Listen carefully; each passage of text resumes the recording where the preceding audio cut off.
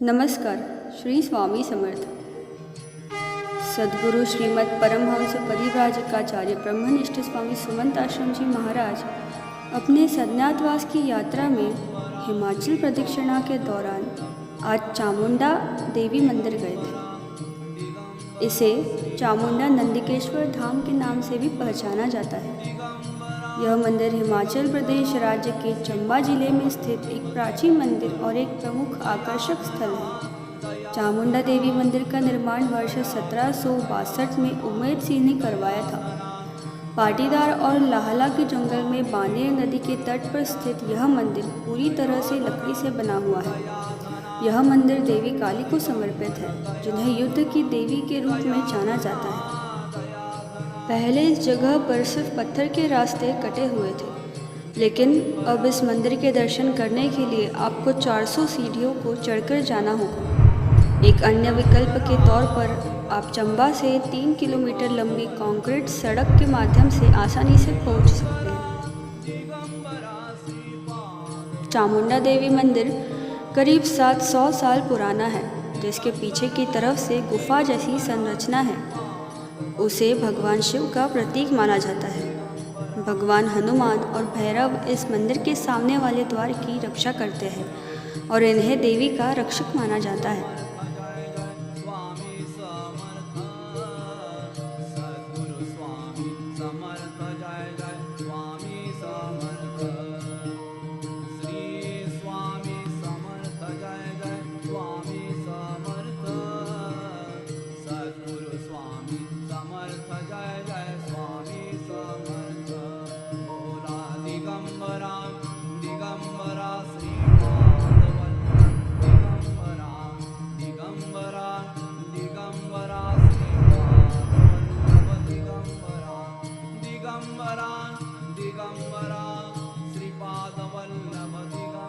इस मंदिर के बाद वे स्वामी चिन्मयानंद महाराज की समाधि स्थली देखने गए।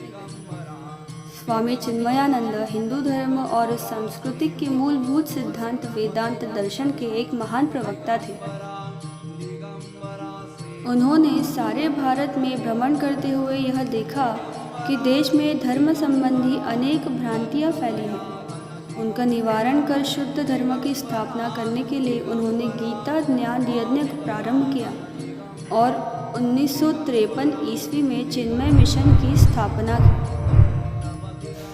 स्वामी जी के प्रवचन बड़े ही तर्कसंगत और प्रेरणादायी होते थे।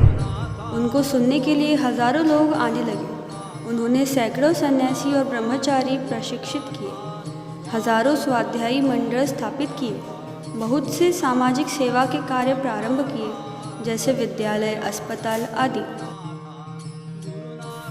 स्वामी जी ने उपनिषद, गीता और आदि शंकराचार्य के 35 से अधिक ग्रंथों पर व्याख्याएं लिखी।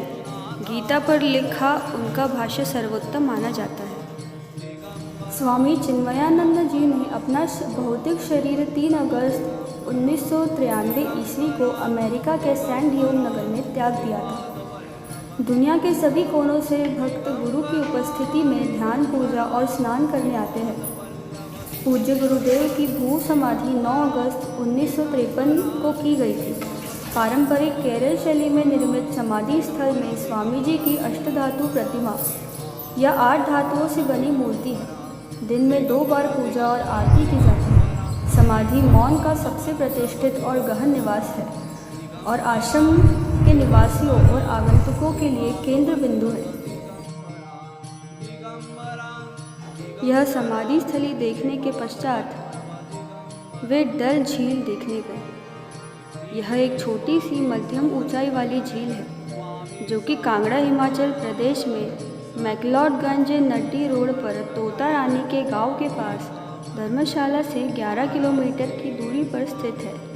डल झील मैक्लोडगंज से पश्चिम की ओर 2 किलोमीटर है। झील देवदार हरे भरे वनों के बीच घिरी हुई है। डल झील अपनी सुंदरता और तीर्थ यात्रा केंद्र के लिए प्रसिद्ध है। इस झील के आसपास का क्षेत्र प्राकृतिक स्वर्ग है। झील का क्षेत्र 1 हेक्टेयर यानी 10,000 वर्ग मीटर के आसपास है। डल झील के किनारे पर एक प्रसिद्ध भगवान शिव मंदिर स्थित है। जिसे बहुत पवित्र माना जाता है और 200 वर्ष पुराना है। एक पौराणिक कथा के अनुसार दुर्वासा नामक ऋषि ने यहाँ भगवान शिव की उपासना की थी। इसलिए इस स्थान को दुर्वासा तपस्थली के नाम से भी पहचाना जाता है।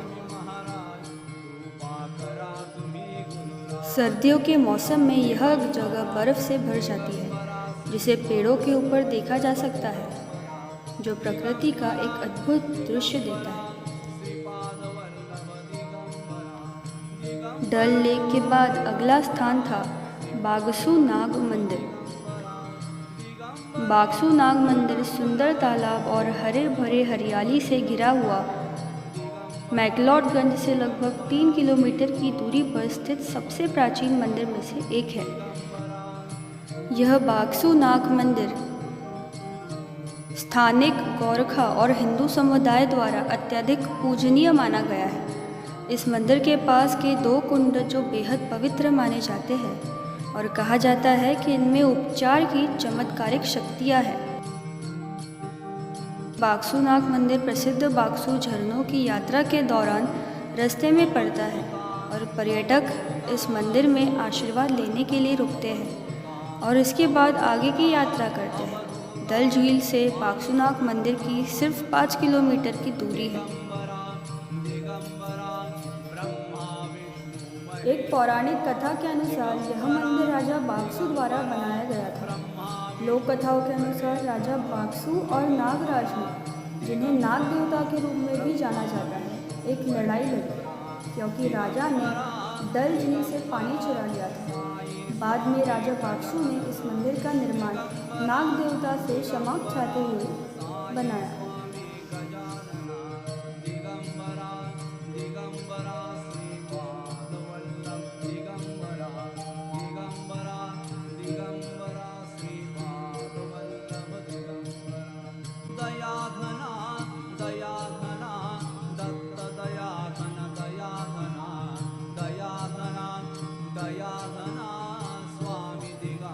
इस प्रकार अज्ञातवास का यह तीसरा दिन बहुत खूबसूरत तरीके से व्यतीत हुआ। प्रातः के समय पर सुमंताश्रम जी महाराज ने 3 कविताओं की रचनाएं की। यह कविताएं आपके समक्ष प्रस्तुत है। इस कविता का शीर्षक है जीने का अनुमान। धर्म कर्म सब जानू बंदे, कछु न जाने मर्म। एक रोटी चावल पानी, तरसे बरसे इंसान। खाया पिया सब कुछ पाया, चरण स्पर्श न गंगा स्नान। कैसे मिले समाधान, ये है जीने का अनुमान।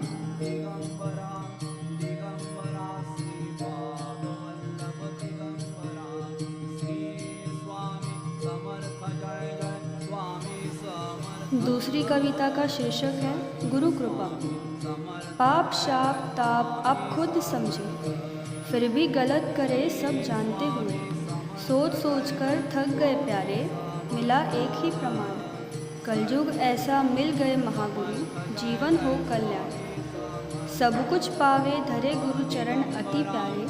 लीन दीन मलीन हम हैं ये जाने, संयोग बनाकर बैठो पल भर गुरु संग करे बात। मिल जाए आपो आप, सब मिटेगा पाप शाप त्रिविधता। छुट्टी होगी सबकी, तर जाए भवताप। जीवन में बड़े सम्मान, मगर भूलना भजन गुरु गुण गावे। गुरु की होए कृपा बंदे, मोक्ष मार्ग साकार। होंगे ब्रह्मा विष्णु शिव समान।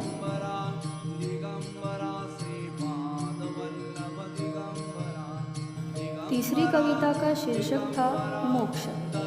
नव द्वार से बना शरीर मनुरे, नाभि से ब्रह्मांड अनपाच तत्व से। बन गई काया जैसी भगवान, 2 द्वार बंद करे भगवती। सप्त द्वार मनु अंश बनाए, नवविधा उपचार करे नर।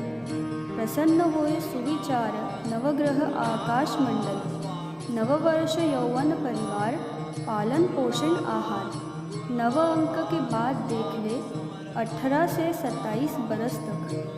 पूज्य हुआ संसार मनुआ, चाहे कितना तू हिसाब कर ले। हिसाब गति अनुसार पूजनीय हो जा मनुरे। मिलन मोक्ष भवपार।